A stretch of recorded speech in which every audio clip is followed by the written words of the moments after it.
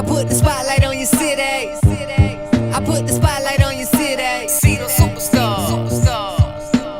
Hollywood to Hollywood. Girl, you look good. Yeah, they hollering, baby. Keep modeling, baby. ATLD. I put the spotlight on your city. Carolina, Philly. I put the spotlight on your city. Ladies and gentlemen, welcome to Spotlight Over the City. I'm your host, Stan Long, and unfortunately today I'm missing my co-host. She is a little under the weather, but I have someone sitting in for me who's extremely making a whole bunch of noise today in the DMV. So let's welcome our guest, Mr. Rakeem Harris. OG Stan, what's up? What's up, Holmes? What's up, man? What's going on? Good to see you on the platform. Good to see you. This young man goes way back with me. We got a lot of history. We're gonna get into that in a little bit. But welcome aboard. Thanks for coming on to the show. And you also brought a cast member. Introduce your cast member to us. This is my man right here, Marlon White. My man Mo. Good to have you, Mo. Yeah. It's one of my lead guys in the film Stepped On, man. One of the main characters. He plays the role of Calvin.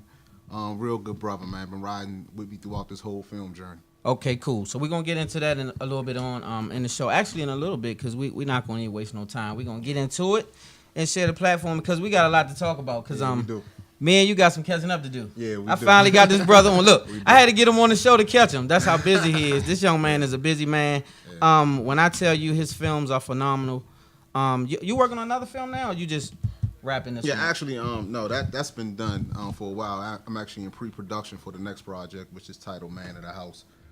Totally different movie than this one right here. This is more so a street oriented. Okay, so we're gonna save it. We're gonna save it. Giving you the run. But Before we get into the show, I'd just like to welcome everybody aboard the Spotlight Over the City. We are a internet talk show who basically we talk about everything from community awareness situations to people who do phenomenal things in the community, such as this young man to my left and also this young man to my right. So it's no one too big or small for the platform. So I just want you to understand that we welcome everybody to the platform. I had a lot of people inboxing me about Spotlight Over the City, and they were asking me if their projects were big enough or whatever the case was. And I just want to say, sure, if you feel your project is a big project and you out here grinding it out, making noise, then your project's big enough.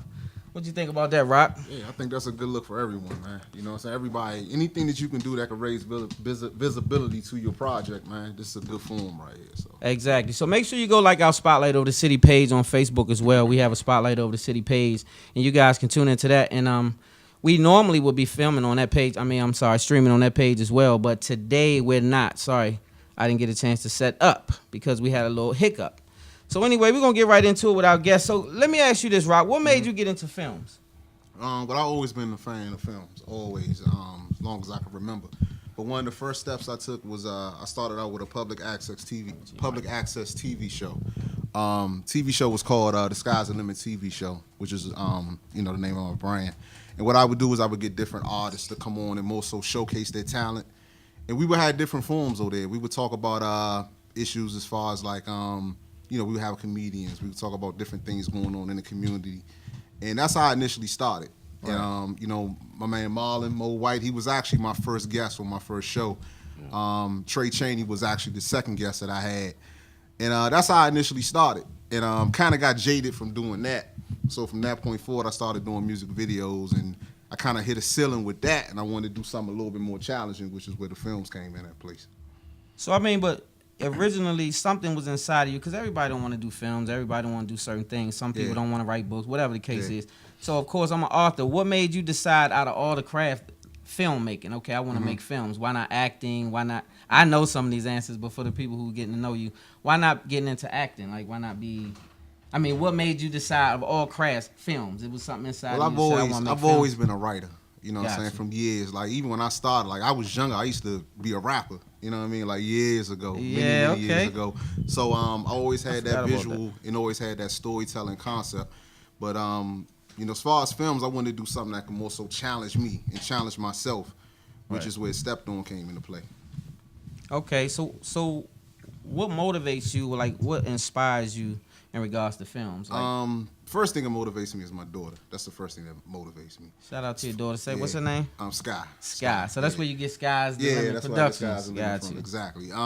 She motivates me, but I'm inspired by like my peers. I'm inspired by everything that's going on in the film community, even locally. You know what I'm saying? With a lot of guys that's doing film I'm motivated and inspired by that, and just the whole culture of storytelling and writing. I'm definitely inspired.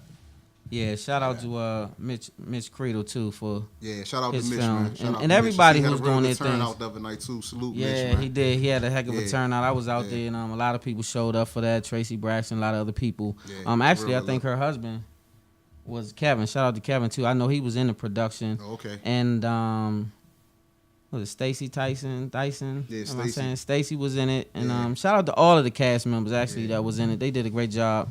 Yeah, And, Stacy good people. I work with Stacy on Homegrown. Shout out Stacy. She watching right now. What's up, babe? Okay, shout out Stacy. Yeah, so Yeah. Homegrown. What's going on with Homegrown? That was written by Tariq Denson. I was actually hired to actually just Give your mic to you. to actually just film the project. You know, I'm not sure where it's at right now. Shout out to Tariq, him and my man Mo Better and Ty Dixon. They trying to get some things together as far as that project went. But I'm just doing a direction on that film. That's not nothing that I wrote. Oh, so you are the director? Yeah, I'm just directing for that. Oh, you only directing? For that project, yeah. For that, I mean, So I you write only directing how for much? that project. I'm just directing. But as far as with Stepped On, anything else in the future, I write, direct, and I edit also. Got you. So how did you and this gentleman hook up? Like, how did Man, you guys? I know Mo for years, man. Good dude. We went to school together. Gotcha. You know what I'm saying? So, I've like 25, 20 years plus. Yeah. You know what I'm saying? Yeah, okay. And and even with this film journey, like I said, he's been with me more so from day one. Back when I started with the public access TV show, he's been there. And even with me doing the music videos, he's been there. And he was here for this too. So yeah, that's my dude. I remember seeing him in there too. yeah, he played a phenomenal role. If you have not seen this movie, please check it out. You would not be disappointed. It's a good story.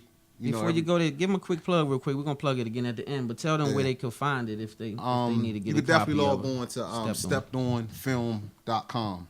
Steppedonfilm.com. It's all one word. Check it out, man. You can see the trailer. We got some behind the scenes footage on there and also other interviews that we've done prior to the film, being released. So definitely check it out. You would not be disappointed. It's a good story. It's a film for the underdogs. Let me say that. Okay, so on that note, we're going to segue into a clip. Jacob, you got that clip up? We're going to segue into a quick clip of Stepped On, I'm sorry. Okay. And I think it's the teaser. I think it's like a 3-minute teaser. Okay, we'll get right into that, and we'll be right back after this teaser, Spotlight Over the City. Yeah, one thing we'll never lose is the ambition to hustle. Anything you want to tell us about your background, Mr. Morrow?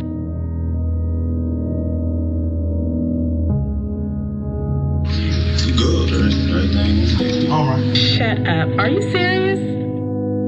Oh my God, that is so good. I'm so happy for you. See, I knew good things were gonna happen. I heard you had a job. So what you now? A janitor? Got something to look at. I ain't trying to get my hands dirty no more. All right. I respect that. What can I do? Took him all down southwest. He had a meeting with some guy, Vic. Said he seen him in front of the courthouse speaking to an agent. Oh, shit. So I'm down there by the 5-5 building. I see a nigga rapping to a white Fed cap. Right. Envelope was displayed. I ain't no fool. Right. But look, make no mistake. Ahmad is definitely a wanted man. There may be some other division who has him under surveillance, but if anybody makes a move, it has to come through me. One homicide victim, man. Close range shot to the back of the head. Look like he been here at least 2 or 3 days. Yeah, they fucked your boy up pretty good, huh? Yeah, homicide boys hit the jackpot. What the hell that got to do with narcotics? I know you. You're the Don's husband, right? Yeah, you can get his paper. You get this paper? How? What the fuck are you talking about? How? What are you doing? I'm a man. What does that mean? What are you doing? What are you doing? But I'm going into that barbershop. I think that's the best move. I think that's a wild decision. I'm gonna go in there and pick up on some chat and see what I can find out. Any intel I can get from that, we can definitely use for the case. The Calvin been in the streets long enough to know those streets better than the people that paid them. And if those streets come looking, you live here too. So does Trail. You have a responsibility. Then you can sit there and play the game if you want to, but know the game you're playing. I just need a few moves. You know what I'm saying? I can't keep living this double life. You know what I'm saying? Keep secrets from my wife. I seen you was parties in the club. You like I saved your motherfucking ass. You my guardian angel? Ain't no boss that slim. You all here with the wool, man. Well, I'll tell you what. Things really are going toward the plan, King. It's actually moving a little too slow. You know that work that you gave me, man.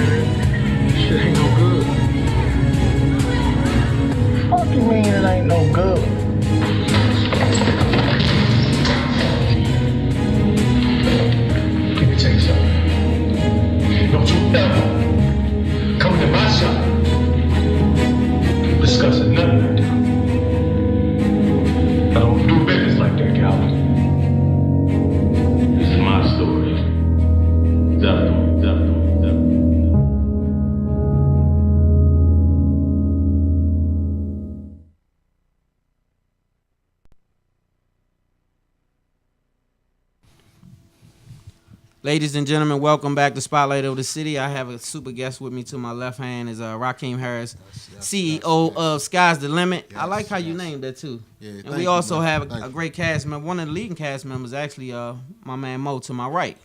Welcome to the show. Back to the show. Appreciate it. So, how was it working with Rakeem?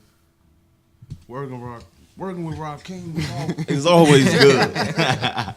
Was it fun? Was he a tough director? Was he hard on you? How was it? Like, how was keep it? Keep it 100. Yeah, keep it 100. Lay it out. Like we internet. It's always good, man, because he creative. You know what I'm saying? Very and one of the things I like about him, you know, if he get an idea right there on the spot, he ain't afraid to try it. You know what I'm saying? If we got to ad lib something and it fit right there, then that's what we do. You know, it's not like stick to the script. We can't go around, can't be creative at the moment. Right. So, I mean, a lot of flexibility with the guy, man. You know, this is my first time doing this. I mean, that's what I was going to ask you. Was this your first opportunity that he gave you your first opportunity to act? Yeah, it's as far as an act. I mean, you can.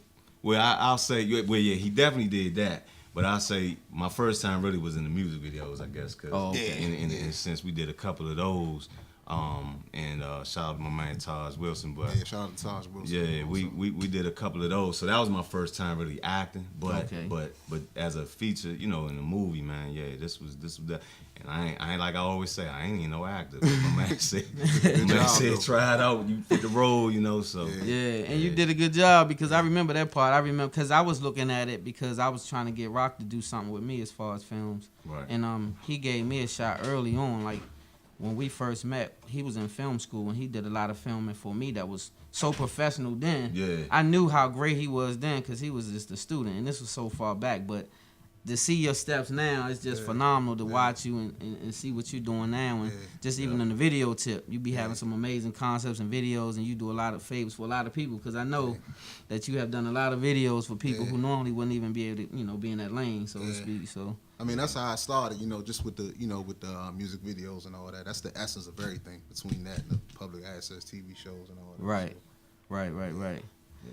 So when you first saw the production, when you guys was and went to the premiere, how did you feel when you saw yourself in your first film acting? Like, how did that make you feel? Man, I was almost floored, man, because, you know, you see that big wide screen, you know, view. And, you know, you never think that'll be you in there, you know what I'm saying? Because, like I said, this wasn't nothing that I was pursuing. Right. You know, so, yeah, man, it was a great feeling to see that and to see that turnout, man. The city came out, supported heavy. They supported heavy at all the shows. That's what makes you feel good when you have a production and people locally. Because, you know, you can get some people from other places to support you because they don't really know you. Yeah. Right. But to see you get support from your local, you know, the DMV itself, and they show love and come out, it had to be a good feeling for you, right? Yeah, to see everybody walking into your production. Yeah, it was, especially to see your idea come to fruition and see people come out and support it and comment and like it. Like it's an overwhelming feeling. You know what I mean? Real good. Yeah, and I'm proud of you guys, man, because I know, I remember Terry, shout out to Terry, he put me in my first film. Yeah, Terry Miles. Yeah, shout out to him, he doing big things back and forth here in Atlanta. Yeah. And got a ton of films he working on. I think he getting ready to put, what was the one, Recognized Part 2, was the last one we was in. I think that's going to be in the red box soon. Yeah. So to see local guys like this, you know, coming from nothing, making something, is what it should be all about. Yeah, you know what I'm saying? So on that note, who was one of your favorite directors that you watched early in the game that inspired you, so to speak, to? Definitely Spike Lee. You know what I'm saying? Spike Lee was definitely one of my inspirations, more so because, because of the social content with his films, especially like with Do the Right Thing and even back with She's Gotta Have It. When we talked about relationships and the variation of the different characters dating this one woman. And, I mean, like, definitely Spike Lee. And Martin Scorsese. Okay. You know what I'm saying? He did, like, Goodfellas. Yeah, you know what I'm saying? Casino and all that. Like, you know, the way he brings together a story and he catches that time period and puts it on film. Like, that's one of the directors I definitely look up to. What about a Quentin Tarantino? He's cool. I like him. But he's controversial because of some of the things that he puts in his films. Yeah. But I just like the rawness and candidness of it all. Like I like the raw. Yeah. He real raw. Like when he Reservoir Dogs and all that. I like it's almost was like a. It's hard I can't put it into words because when I saw what's the movie when with the guy Verbal Kemp. with the limp? You talking about Not Reservoir Dogs. It was another one. The joint was crazy though because you never saw it coming, and that you had to really pay attention to it. Well, anyway, that's the part I like when you don't see it coming, like in a film where you think it's gonna be one thing, and then it end up being another thing. That's what I like about that. So, do you add any of that element to your films? Like, do you go in with a certain concept when you first start filming, or do you just let it flow? Yeah, I mean, like Mo was just saying, we do a lot of improvisation on set. We did a lot of improvisation. Like, we would just add stuff in, and I'll sit down and be like, oh, you know what, this would be a good idea to add this. So improvisation is real good. And you want to surprise your audience. You don't want to give them the unexpected. You want to give them the unexpected. I'm sorry. Right. Like, I don't want to tell about Stepped On, but like, it's a twist in the end of the movie where it's a character that you wouldn't really expect to come out of the woodwork and like say the whole day. You know what I mean? So you gotta let your audience feel like they know what's gonna happen, but you gotta put a twist on it. Yeah, that's what I mean. So that's what when everybody like, oh man, not like you ain't see that coming. Yeah, type of you gotta thing. give them that because you don't want to. I mean, I think sometimes like a film will get real boring if you know what's gonna happen. Yeah, you can almost like when you get a little more than halfway or just halfway, and you already say, okay, so at the end they probably gonna do this and that. Yeah. So then it kind of bore you out a little bit, right? Yeah, that's true. That's true. You gotta have that element of surprise, and then you gotta have like when you telling the story, you gotta have internal conflicts. Like you might have a situation where the whole one character is trying to solve this, but you have little small conflicts that they end up solving up until they get to that main conflict. So storytelling is definitely something. Story got to be dope. It got to be good. Right. So when you look around at the state of the DMV, like I remember coming up here young, I don't recall having filmmakers actually coming up in the city. Mm-hmm. So when you see yourself amongst people that's doing the same thing with yourself, how does that make you feel? To like when you see the DMV thriving in that area, is it competitive? Do you feel like it's a competitive nature thing? Like you be like, oh man, they doing what I'm doing, or do you just feel like it's room for everybody type thing? I mean, I think it motivates me and it's inspiring as well. I remember being young, like I was in my early 20s and seeing Bruce Brown, the 24/7 joint. You know what I'm saying? I don't remember that. Yeah, that came out. It came out like around 94, 95. Yeah. And I forgot where I saw that, but they shot it in the city, and it kind of like it was cool to see your stomping grounds, or you see areas that you used to seeing on screen. Right. You know what I'm saying? So when I seen that Bruce Brown joint, I was like, damn, that's cool how he put that together and he put the city on. Mm-hmm. And I like what everybody doing, man. Mitch, my man Dion Dove, Twin, Kareem. Vernon, you know what I'm saying? Like, definitely my man Ern from Southern Sounds, what he doing with the YouTube Circle of Love joint. You know what I'm saying? I love what everybody doing. I think it's a good time in the DMV to get in the films, man, because everybody's doing something and everybody's doing something different too. Yeah, that's a good thing, and it's a positive thing just to see people out there putting their own productions together and making it work. I think that's a great thing. Yeah. So on that note, speaking of production, like when you first got introduced to your script and you had your character, did you feel a way? Or did you was like comfortable with it? Like, did you feel comfortable with your character? I was comfortable with it. I can't say everything that Calvin does in the movie is something that I've done, but pretty much.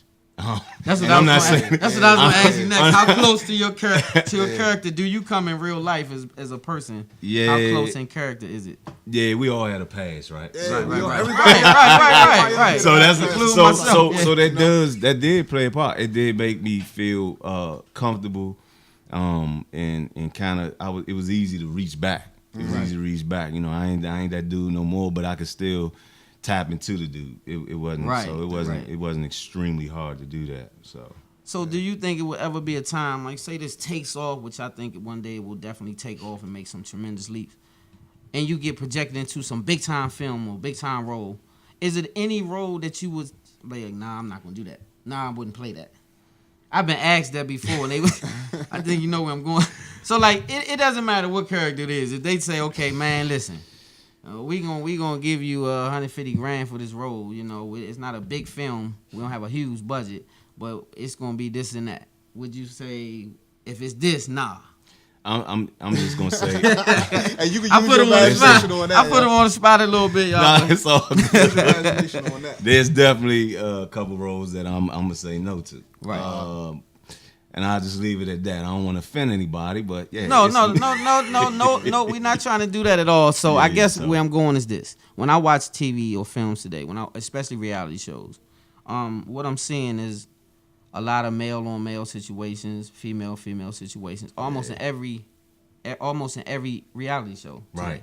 On prime time, actually, it's not even late night now. Right. And so, I think it's offensive to show that in that type of time when children can be subjected to it. Me personally, that's just my personal opinion on it. I agree. So we was having that conversation based on what I was watching, Right. and young lady asked me, what did I think? Would I take that kind of role? We was watching Empire or whatever, and she was like, do you think you would take that kind of role? And I said no for more than one reason. For one, that's a tough situation for somebody who's not, comfortable with that, and I'm not comfortable with it for one. But I didn't ever want to put myself in a position to be typecast. Like, I'm not gonna play no more Goon movies. Like, I've been playing in some thugged out movies. Well, it's not a big deal, but I don't want to be in a position to where if I ever have an opportunity, that's all people saw me as. Right. Oh, he can only do that, because that's kind of natural for me to, take that natural role. So I didn't want people to feel like, oh man, that's the only thing he could do. Like Urkel. If you ever see Urkel on screen, you're gonna see him as Urkel. Yeah. Right. Like, and if he ever tried to play a tough role, you would laugh it out. Right. Because he can't take him serious. He typecast. Right. So that's what I mean. Like, he can't jump out there now and be like a gangster, or he can't jump out there and have a serious love scene. Yeah. They're gonna be like, that's Urkel.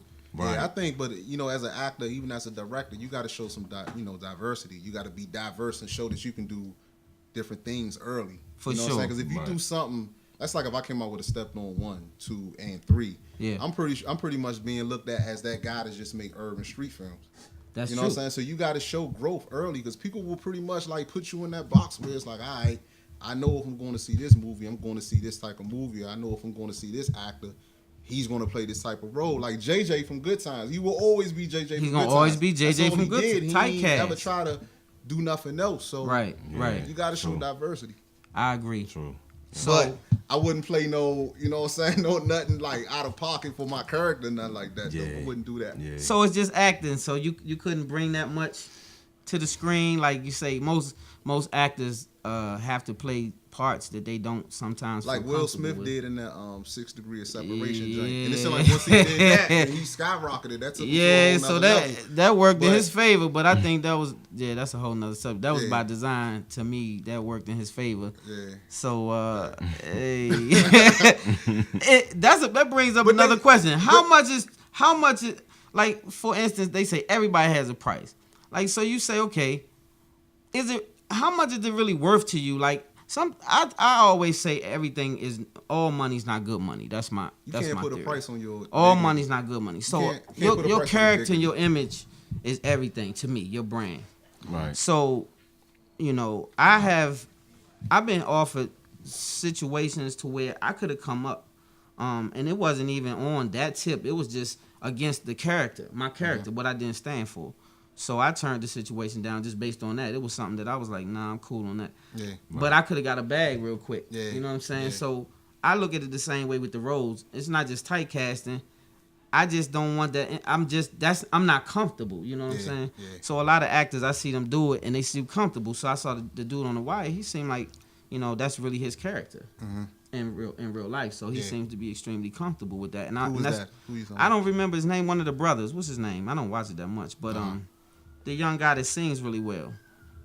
Oh, he got a singing career now. Yeah. It's called Tristan Tristan Wiles or something like that. Wiles, Wiles, one of the Lion Sons. Yeah, Lucius Lion Sons. Oh, okay. So I see when he has that's his character on the show. That's what he plays. So he has to be comfortable playing that, evidently, because he plays a very very convincing role of it.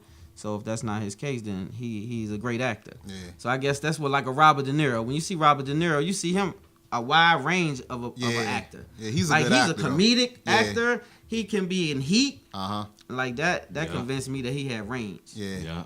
So that's what they call range. I guess my range is a little short. I think what makes a good actor Oh, yeah, is that you was gotta range. play to be a good actor. You gotta play a role where you vulnerable, but also play a role where you in control. If you can like find that balance between playing someone that's like on top and also someone that's vulnerable and then someone that's powerful at the same time, you a good actor.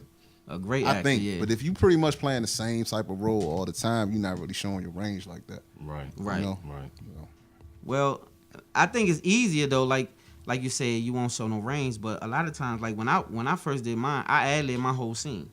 But that's because it was coming from where I'm coming from. Yeah, so it was easy for you to play that. Yeah, so I just stepped in there and got on my 1-2, and it was like it wasn't a hard situation. And then they was like, I wonder how easy it is if you could just jump out there and do such and such. And I was like, probably wouldn't be the same, like because it's something I wouldn't be able to just muster up. You have to study that character, that person, see how their personality is. Because like Denzel Washington, they say he get in a character like he study a person and like be with them. And see their demeanor and get into their character. You know what I'm saying? Different people got ways of getting in the character. Like my guy Mark Palmer, he's also in the film also. And when we was on set, before he would get into his character, he wouldn't say anything for like 5-10 minutes. Like he would straight up be in the zone, and then he would just click and go into his role, go into his character. So different people got ways of zoning, zoning out and everything like that. So what did you do? Did you have a certain method when you first? Because I know it has to be a little nerve wracking when you first do your first scene and you never acted before, and you step in them lights and them cameras rolling and it's action, right? So how did you get into character or get comfortable with the role to be able to pull it off when you first stepped out there? Did you listen to some music? Did you? Well, I would think back to those times. Like put yourself in the truth. Yeah, especially in some of those raw moments where like anything to deal with the streets. Right. I would kind of like run something in my head from back in the day that really happened. That made it familiar. Made it familiar for you. Try to bring the emotion to it, and then by that time, he got the joint going. Let's go. Right, rock. Let's rock. Let's get to it. And then you bang right out.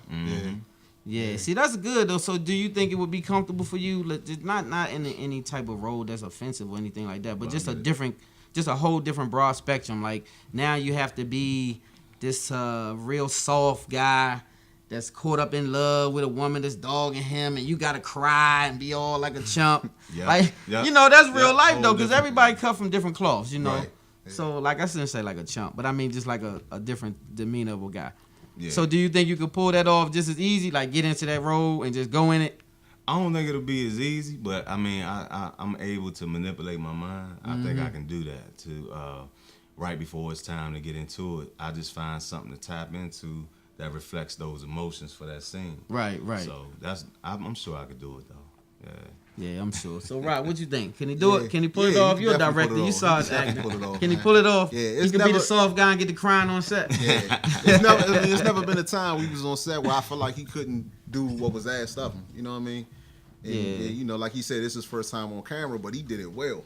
You know what I mean? You can't really, tell when you look at the film and you see him playing his role. He doing it real good. I know me personally, I've acted for the first time recently when I worked on my man Ern from Southern Sounds, Circle of Love. Okay, so you never acted in none of your movies? I did a small cameo in this joint. You know what I'm saying? I did a small role, but I think the most challenging thing I did when I did the Circle of Love with Ern, because I'm playing the character I'm playing a guy that's married, that's cheating on his wife, like a straight up womanizer. Like, that's not my personality. You know what I'm saying? Right. So, but it was hard though, because it would be certain scenes where I would act something out. I'm like, damn, I don't believe I said that. I'm not really like that. You know what I'm saying? But that's acting though, right? That's what has to happen. Yeah, but I really have no desire to act full time. I'd rather just stay behind the camera. Like, I like that better. Guy. Yeah, I'd rather be behind. You know that. Yeah, you know me. That. You always like, Rock, you need to get it. You know? Yeah. I like to be behind the scenes. I don't really like to be in front of the camera like that. But that's where you're comfortable though. Some people are comfortable, like you say, more so behind the scenes. Myself as well. So when you was writing this script for Step Doing, what inspired you to write? Like, of course I wrote a script, but it was inspired based on my story, my book. But this wasn't a book prior to, right? Nah, it wasn't. So what was the inspiration to do Step Doing? Like, I mean, it's kind of like, I don't want to say it's it's a bio on me, but it's certain things I went through, like at a time of my life earlier. You know what I'm saying? It was kind of like me a little bit, not a whole lot. Right. And then the term stepped on is more so like a metaphor, because it's the drug reference. Okay. You know how they step on. Right. But also it's a metaphor for his place in the world, because he getting stepped on. Everybody carrying him like he can't provide for his family. He got a mother-in-law that's riding him. He used to being up and having money, but now he on the streets, he ain't up right now. Gotcha. So he more so just being stepped on by everybody. You know what I'm saying? And I was just inspired by different things I went through and just different situations I know other people went through. Like dudes I knew, like, you know, because some men got pride. You know what I'm saying? You got pride where it's like, okay, you just come home or you've been in the streets doing your thing and then you ain't got nothing. You want to be up. Like, that's kind of like what this is about. You know what I'm saying? So I was just inspired by like just different situations, man. So we're gonna get it. First, I want to go into a clip that you did for me. This is a video that this is actually a trailer from my book. We had fun making this joint too. Listen, and look, this is great. Segue to it. Segue to it. Look, so we filmed this in Charlotte, North Carolina, man. It was like 2011. More than 12. And listen, once again, I did not want to be on the camera. He was like, Rock, I need to get you in the scene. So I'm in the scene. You come over in the lecture. You come over that. But you ain't want to do that though. I was like, man, this dude don't even want to come say what's up in the car. But we had a lot of like, I mean, when you see this clip, like one thing I use, I'm gonna talk some director language right now. One thing I use is I had like I used different when I edited. I had different blocks, so you could see what's going on this side of the screen with these dudes, and you see something that's going on the other side of the screen with these dudes, and all of a sudden at the end, everything just comes and crashes together. So. Check it out. We had a lot of fun making this. And but before we go to it, it was so wild the way we didn't have no scripts. Keep this in mind. And then we had real joints. We had real joints. The police rolled by because they called the police on us while we was filming it because it was so thorough, like it was so raw. Yeah. But we had no scripts. Nobody had a script on the whole joint. It was just like everybody winged it. Everybody ad-libbed they whole everything, right, the whole time. Yeah. And so we just got together and said, you know what, come on, let's go do this book trailer. Yeah. And just rolled out and did that. So mind you, when you watch it, this guy was fresh out of film school. Like this was when he was fresh out of film school. And just look at the quality. I was in film school. You was still in it? Out of film school. That's I was crazy. Still in the joint. Like. So let's roll to the clip. We'll be right back. Spotlight over the city. Yeah.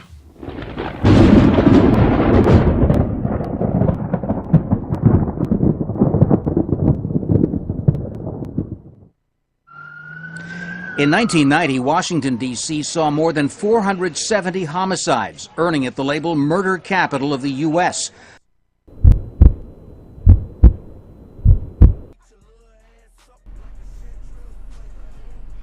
Shit, there you go right there. Hey, listen, when y'all pull over to the side, I'm going to go in here and rush this dude. When y'all see me rushing, y'all rush in about 30 seconds. Give me about 30 seconds and rush the door. He ain't gonna know what hit him. So what's up with you, man? How you feel, dude? Good, man. What's going on with you, man? Man, I gotta tell you about this meeting, my nigga. Oh yeah, all right, how'd that go? I don't know yet. I'm trying to see. I went and talked to the Diamonds the other day, man. I don't know, man. It's been a little funny. Yeah, I can't really say, but I got a funny feeling that these dudes are feeling at me, son. Sure. You already know what it is. Wait for Black to get in there, give us the signal. Run up in the joint, snatch this nigga up, get this bread, spaz out. So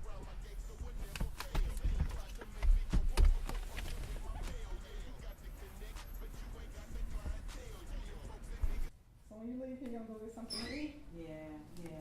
What's up, miss? It's about time. Somebody keep calling here, hanging up. Really? Ever since you've been gone, somebody just keep calling, hanging up. What's going on? All right, thank you. See you later, man. All right, take care. I'm let her out. They ain't saying nothing? No, just keep hanging up. When you hear all day long, every time you leave, all day long. Man, fuck this. I'm going to Atlantic City. This is my birthday. I ain't shooting all this shit, man. What? They ain't say nothing? Nothing at all. Just keep calling, hang it up. When you're in here, it doesn't ring. As soon as you leave, ring. Nobody's saying nothing. Probably one of them damn females. You know how they do. Get this shit in. It's my 28th birthday. Let's get it in. I'm ready close, to go. man. Oh, man. Excuse me, sir. We are closed. Get down. Fuck that shit. I ain't got no shit. Get up. Where that shit at? Get up. Get there. You know you fucking with. I don't give a fuck.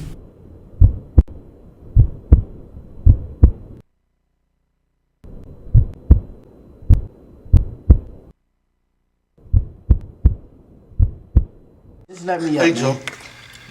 Get this nigga this money, man. Else he gonna kill you. I don't got no. I'm gonna take you to some money. Just let me up. All right, get your ass up there. Come on. Get me up, man. Let's go. Just get me up. I'm gonna take you to some money, man. It's tricky.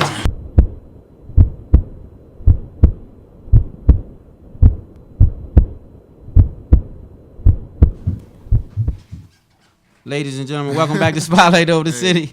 Hey, y'all saw the production, man. Was it hot? What you thought? I thought it was bomb. Yeah, I thought it was amazing. We had a lot of fun making that joint. We had amazing time shooting that, man. Like, we almost got in trouble. But when I say it was hot, we did it off the cuff, man, that was hot. It's supposed to be a book trailer, by the way, not a movie trailer. Yeah, check out that book, Blackbird Melly. Yeah, Blackbird Melly, The Transformation of a Gangster, Barnes & Noble, Amazon, and we getting ready to get that film out there, too, though. So, I'm going to be what do you call it, a filmmaker myself in a minute. Yeah, so that's when we first hooked up and we was talking about that, and you was like, man, you ain't had time because you was doing your own film, and I was trying to get you to do some shooting for me.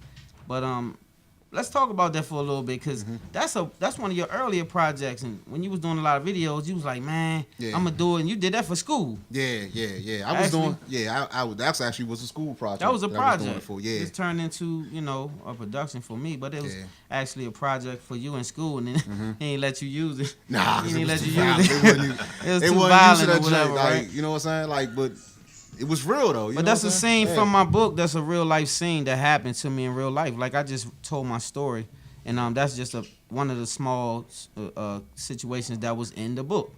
And so it's not like we made it up. It's real life. That's what happened. So I kept it light as I could, but I guess it wasn't light enough, huh? Yeah, nah. It was like, nah, we not doing this mess right here. Not in this school, huh? Yeah, but it was good though. Like I said, it was a challenge because that was the first time I ever edited anything in that way with the boxes and all that. And you killed cool, it too. Man. Yeah, you killed it. Was real good. So on to the next thing. So like, what is one of your projects that you headed into next? Well, my next film is called Title Man of the House, and it's totally different from Stepped On. Stepped On was a street urban film. What I'm doing with Man of the House is I'm also tapping into the whole single parent, single mother son relationship, and it's about a mother. It's set more so in the 80s. It's about a single parent. She's raising her son. She just went through a divorce, and the father's moved on, but the son is pretty much hating on his mother dating other men. Okay, you know so it's kind of like it's a comedy. Real life though. It's a comedy, kind of like set like Everybody Hates Chris with the voiceover narration. It's kind of like set like that. So it's set in the 80s. So that same little boy grows up and becomes a man in 2017, and he's dating a woman that has a son, and he's having a hard time connecting with the son the same way he did. Repeated situation. Yeah, same repeated situation. I feel like, I see a lot of films, and I don't really think I've seen anything like that attack, to capture that single mother, that demographic right there.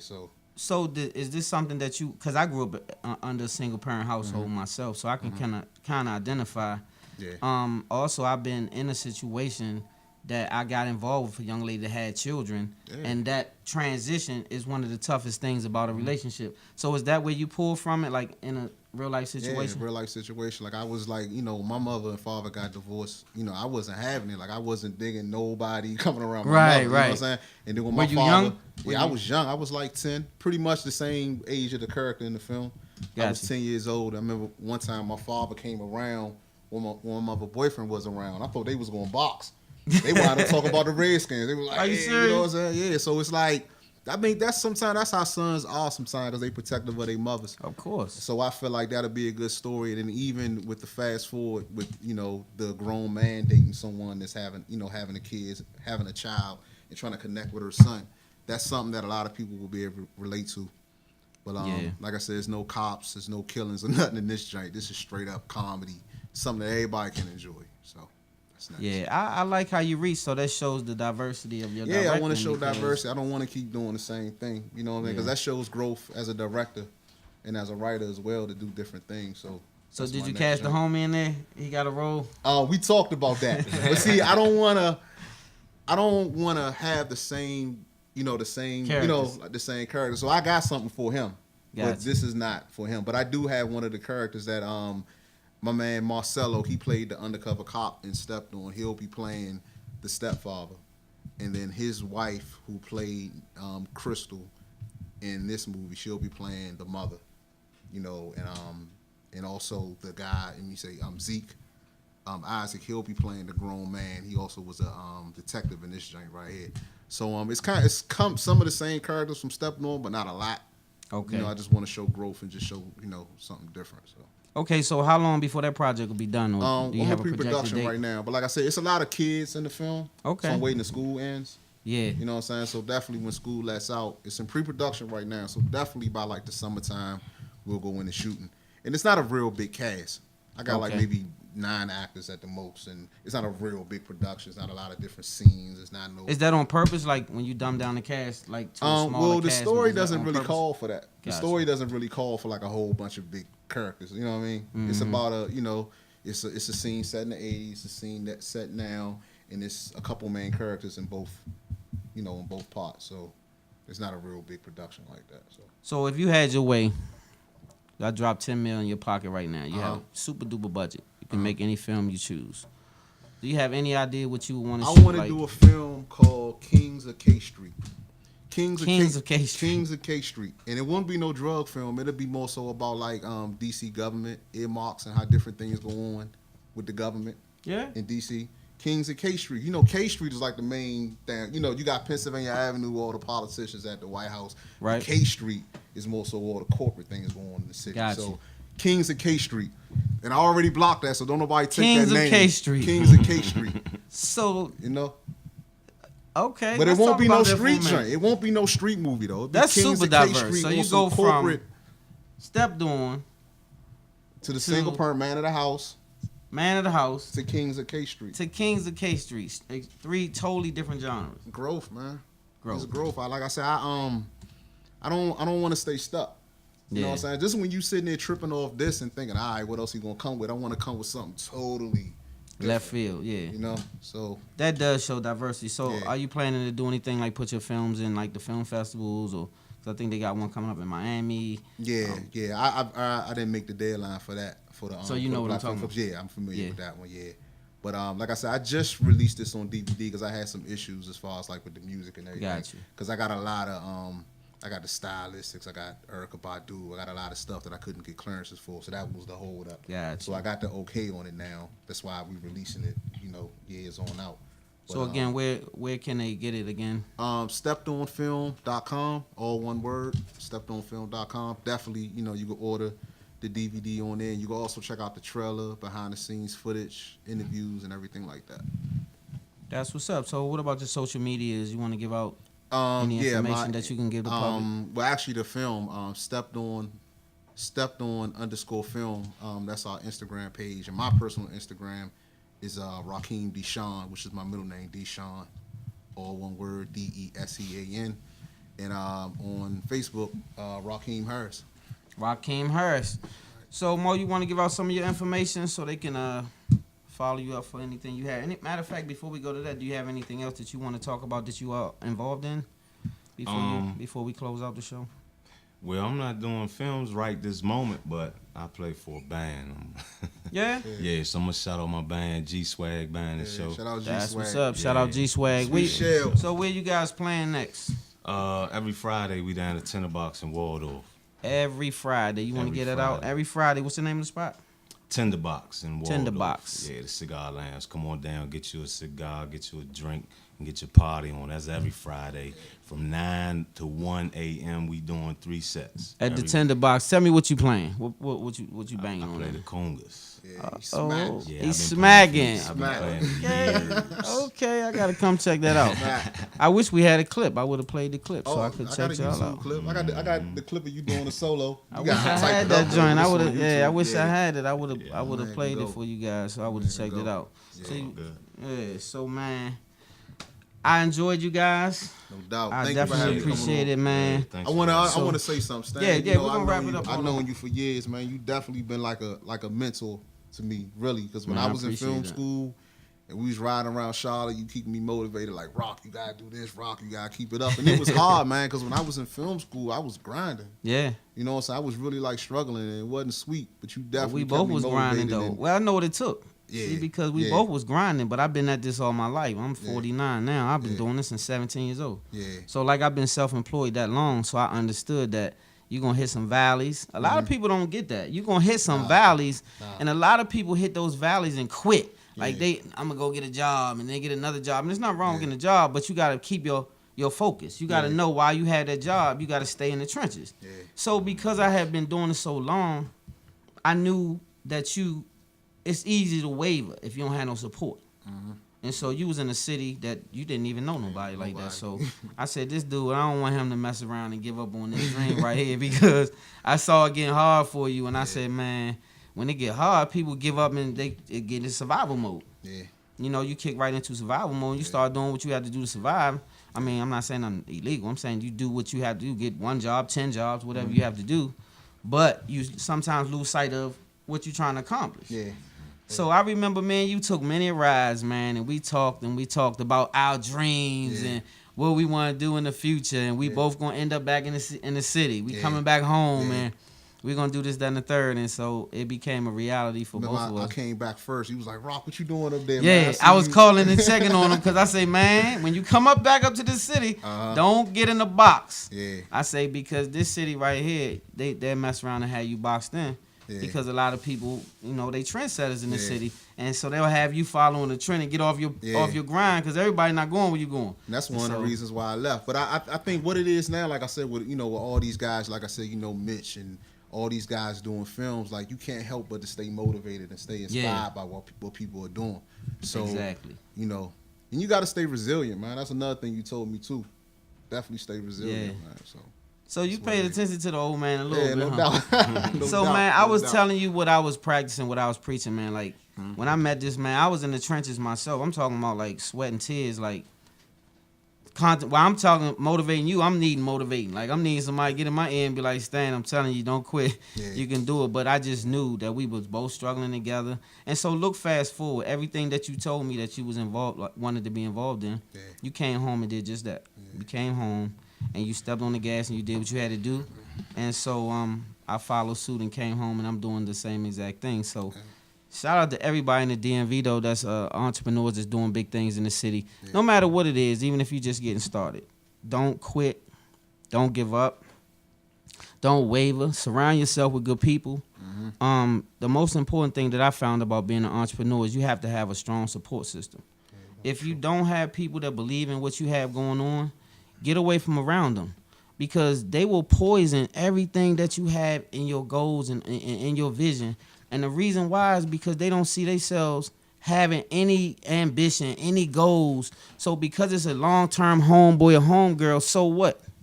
I have counseled a whole bunch of jokers contracts that was cool with me we was A1 from day one until I started doing things that they wasn't doing. Yeah. And so it didn't make me better or worse than them. They just saw me in a different light. Yeah. Oh, he doing film. Oh, he got a book. Oh, he think. Well, when I start hearing that chatter, I start dismissing jokers. Yeah.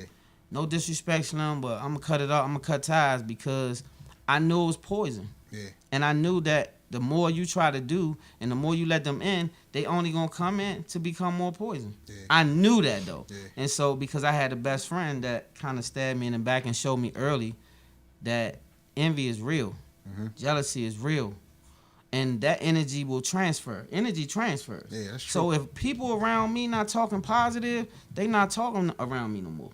You know why? Because I have the right to separate myself. So I don't let no city put me in no box. I love this city, man. That's why I came home, because I wanted to be positive for the city.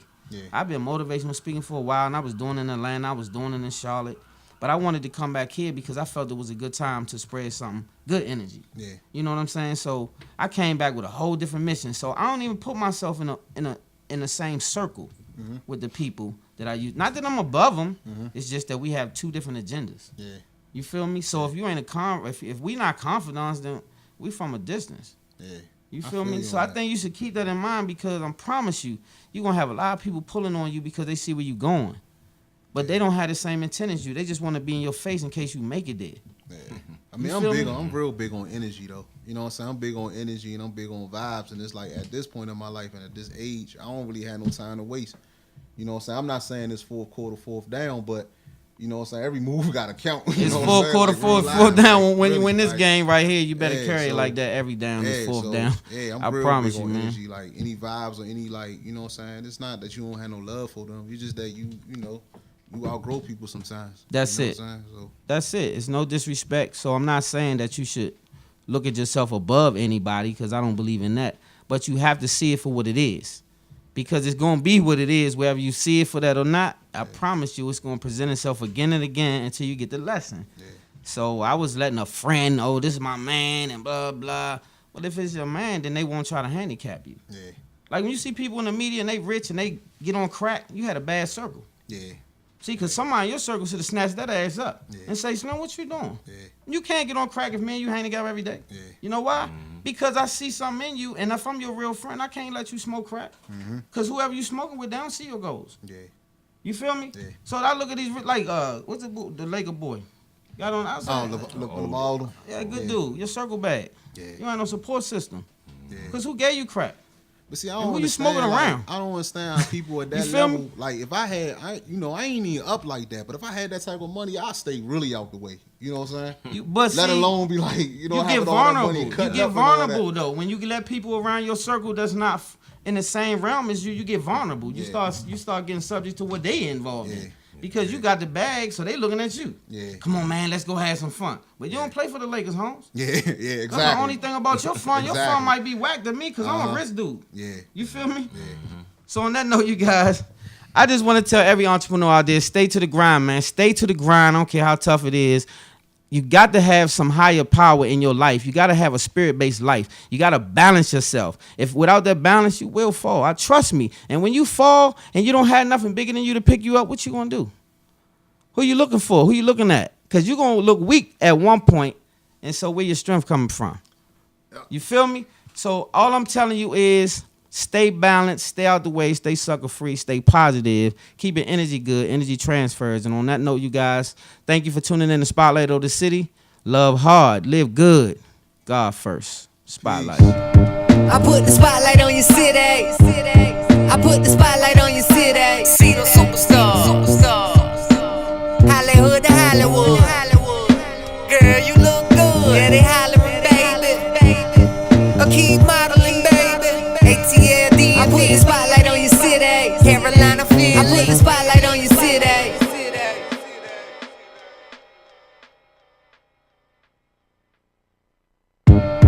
I put the spotlight on your city.